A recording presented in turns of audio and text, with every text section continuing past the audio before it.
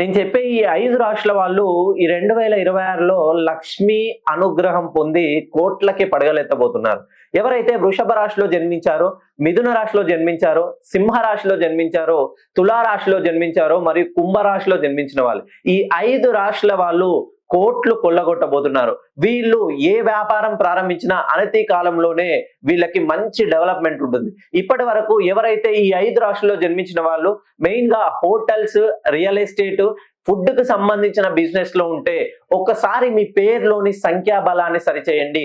ఖచ్చితంగా 2026 అనేది మీకు కోట్లు గడించేలా, మంచి లాభాలు ఉండేలా సంవత్సరాన్ని మీకు కలిసి వస్తుందనే చెప్పాలి. ఈ 5 రాశుల్లో జన్మించినారు. వృషభ రాశి, మిథున రాశి, సింహరాశి, తులారాశి, కుంభరాశిలో ఉండి రియల్ ఎస్టేట్ రంగంలో ఉన్న వాళ్ళు, మీరు పెట్టిన పెట్టుబడులు అనేది మధ్యస్థంగా ఆగిపోయి ఉన్నా, లేదా మీరు డబ్బులు పెట్టి ఆ డబ్బులు తిరిగి రావడం కోసం వేచి చూస్తున్నా, విదేశాల్లో స్థిరత్వం కోసం వేచి చూస్తున్న వాళ్ళు, మెయిన్ గా విదేశాల్లో ఉంటూ అనూహ్యంగా ఉద్యోగం కోల్పోయి ఆ ఉద్యోగం కోసం వేచి చూస్తూ ఉద్యోగ ప్రయత్నం చేస్తున్న వాళ్ళు ఒకసారి మీ పేరులోని సంఖ్యాబలాన్ని సెట్ చేయండి.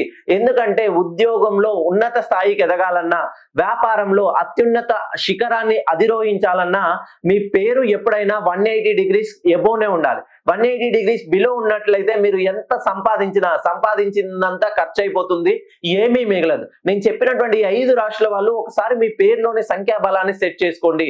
సంఖ్యలతో పెట్టుకుంటే ధర్మరాజు సైతం 13 ఏళ్ళు అరణ్యవాసం తర్వాతనే పట్టాభిషేకం చేయవలసి వచ్చింది. ఇప్పటి వరకు మీరు చేసిన అరణ్యవాసాన్ని వీడి పట్టాభిషేకానికి సిద్ధం కండి.